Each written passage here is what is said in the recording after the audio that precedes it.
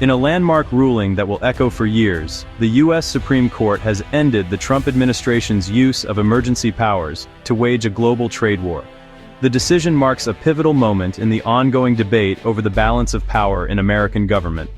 By striking down the executive's sweeping authority, the court reasserts Congress's constitutional power over international trade, signaling a significant shift in how the nation approaches global commerce.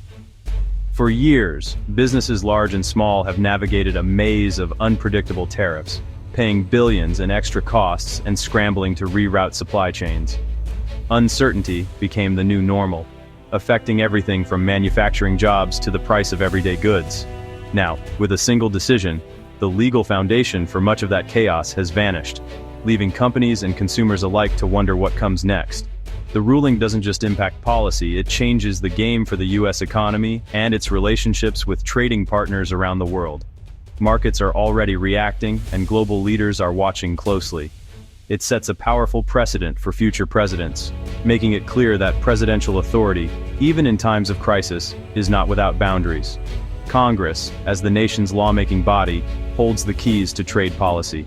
The executive branch must operate within the laws set by the people's representatives. This decision is a powerful reaffirmation of that principle, restoring a crucial check on executive power. The era of sweeping unilateral tariffs imposed by presidential decree is over, ushering in a new chapter for American trade. For the first time in years, the world of trade can finally exhale, hopeful for stability and predictability. This ruling is more than a legal footnote. It's the final chapter of a dramatic saga that has shaped the global economy. It's a story of presidential power, obscure laws, and the intricate web of global supply chains that connect us all. The effects will ripple for years to come. The court's decision sends a clear message.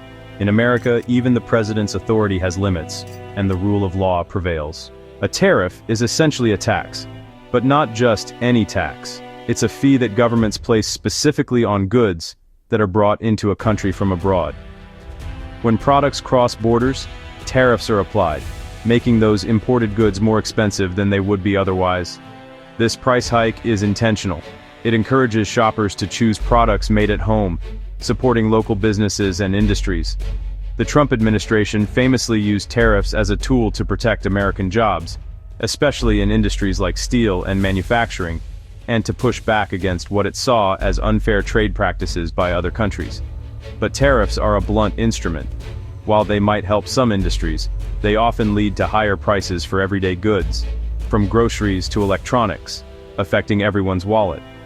American manufacturers who rely on imported parts or raw materials can find themselves paying more, which can make it harder to compete both at home and abroad. This sets off a chain reaction, a domino effect, throughout the economy, impacting not just manufacturers, but also retailers, workers, and even investors. Other countries often retaliate by imposing their own tariffs on American goods, sparking what's known as a trade war, where both sides keep raising barriers. This tit-for-tat cycle makes global trade more complicated and expensive, slowing down shipments and creating bottlenecks at borders. The resulting chaos has been a major headache for businesses trying to plan ahead, and for families who suddenly find their budgets stretched thinner. While tariffs are designed to shield domestic industries from foreign competition, the reality is more complicated. Some businesses thrive, but others struggle or even shut down. Certain sectors, like steel, may see a boost, but others, such as those that export goods or rely on imports, can suffer from higher costs and shrinking markets. The uncertainty and instability caused by trade wars ripple through global markets, making it harder for businesses and investors to predict what comes next. In the end, tariffs often act as a hidden tax on the public, raising prices and making life more expensive for ordinary Americans, even if the goal was to help them in the first place. The president used existing laws to impose tariffs, primarily the International Emergency Economic Powers Act, IEEPA. IEPA was designed for national emergencies, not trade disputes. The Trump administration argued that trade deficits constituted a national emergency. This interpretation allowed the White House to bypass Congress and impose tariffs quickly. Critics argued this was an overreach of executive power. Other laws like Section 232 and Section 301 were also used to justify tariffs. These laws allowed tariffs for national security and unfair trade practices. the administration used these tools interchangeably to build its tariff strategy. This approach was controversial and faced legal challenges. The use of these laws stretched their original intent, leading to significant debate. The legal challenge was driven by businesses caught in the tariff crossfire. For many companies, the sudden imposition of tariffs meant higher costs, disrupted supply chains, and uncertainty about the future. Business owners and executives found themselves scrambling to adapt, facing tough choices about pricing, sourcing, and even layoffs. A coalition of importers and business groups came together, united by a common cause. They argued that Congress, not the president, has the constitutional authority to impose tariffs, and that bypassing Congress undermined the checks and balances at the heart of American democracy.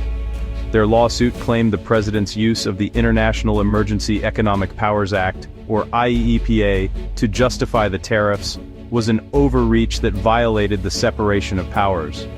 They insisted that such sweeping economic decisions should not rest with a single branch of government.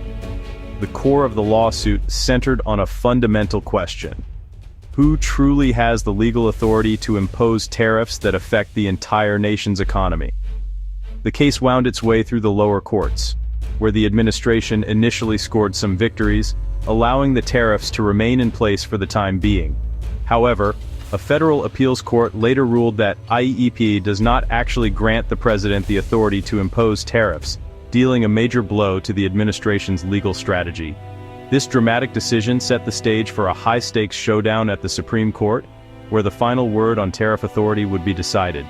The administration pushed back, arguing that the ruling would strip the presidency of vital tools needed to respond quickly to economic threats and international crises. The stakes were enormous: billions of dollars in tariffs, and the fate of countless businesses hung in the balance, with the possibility that years of tariffs could be declared illegal. The Supreme Court's decision would not only determine the future of tariff authority, but also set a precedent for the limits of presidential power in economic policy. The case became a pivotal moment in the ongoing debate over the scope of presidential power, sparking intense discussion among legal experts, politicians, and the public alike. Around the world, people watched closely as the outcome threatened to reshape not just U.S. trade policy, but the very balance of power in American government. The Supreme Court case was a battle over presidential power. The administration argued for flexibility in responding to economic threats. They claimed IEEPA provided necessary tools for trade emergencies. The coalition of businesses argued that Congress has the power to regulate commerce. They contended that IEEPA was not meant for broad tariff imposition. The case was about the rule of law and separation of powers. The businesses warned against setting a dangerous precedent. They argued for restoring the balance of power between branches. The court had to decide if the president could bypass Congress on tariffs. The decision would impact future presidential authority. The case highlighted the tension between executive power and legislative authority. The tariffs imposed since 2018 caused global economic chaos. Shipping and supply chains were disrupted, leading to increased costs. Companies shifted manufacturing to countries like Vietnam and Mexico. This caused huge disruptions and forced costly adjustments. China pivoted its trade strategy, focusing on emerging markets. The tariffs made trade less efficient and more expensive. Countries like India faced deep uncertainty and potential tariffs. The tariff war chilled international diplomacy and economic cooperation. In the US, some industries saw short-term boosts, but many suffered. Manufacturers faced higher costs, and farmers lost export markets. Consumers bore the brunt of increased prices. The tariffs acted as a regressive tax on the American public. The trade war's impact was mixed, with significant economic consequences. The global scars of the tariff wars will take time to heal. The ruling offers hope for a more stable trade environment. The Supreme Court sided with businesses, limiting presidential tariff power. The court ruled that IEEPA cannot be used for broad tariff imposition. The power to tax and regulate commerce belongs to Congress. The decision reaffirms the separation of powers. IEEPA is for genuine emergencies, not widespread tariffs. The court emphasized using the right tool for the job, The ruling invalidates many tariffs imposed since 2018. It was a lesson in statutory interpretation and legislative intent. The decision creates a check on future presidential power. Presidents must work with Congress for broad tariffs. The ruling restores legislative authority over trade. It redraws the lines of power in Washington. The decision marks a pivotal shift in U.S. trade policy. The ruling brings relief to American businesses. Tariffs imposed under IEEPA are removed, reducing import costs. Companies gain certainty and predictability in trade. The decision opens the door for tariff refunds. Other tariff tools remain available to the government. The ruling signals a return to a rules-based trading system. Trade partners find it easier to negotiate with the U.S. The decision de-escalates global trade tensions. U.S. trade policy shifts towards debate and legislation. The ruling ends the era of tariff by tweet. A more predictable trade dawn arrives. The decision aligns with the nation's founding principles. The future of American trade is shaped by collaboration,